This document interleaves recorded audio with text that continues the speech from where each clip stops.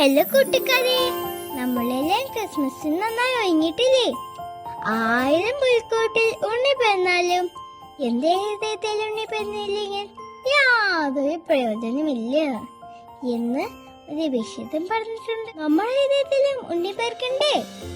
അതിനായി അഹങ്കാരവും ഞാനെന്ന ഭാവം മാറ്റിവെച്ച് എളിമയും സൗമ്യതയും സ്വായത്തമാക്കി ഈശോയ്ക്ക് പ്രിയപ്പെട്ട മക്കളായി നമുക്ക് ജീവിക്കാം. ഇന്ന് നാം ഉണ്ണീശോയ്ക്ക് കൊടുക്കാൻ പോകുന്ന സമ്മാനം ഒരു സോക്സ് ആണ്. അതിനായി പ്രിയപ്പെട്ട അധ്യാപകരെ ഓർക്കുകയും പ്രാർത്ഥിക്കുകയും ചെയ്യാം.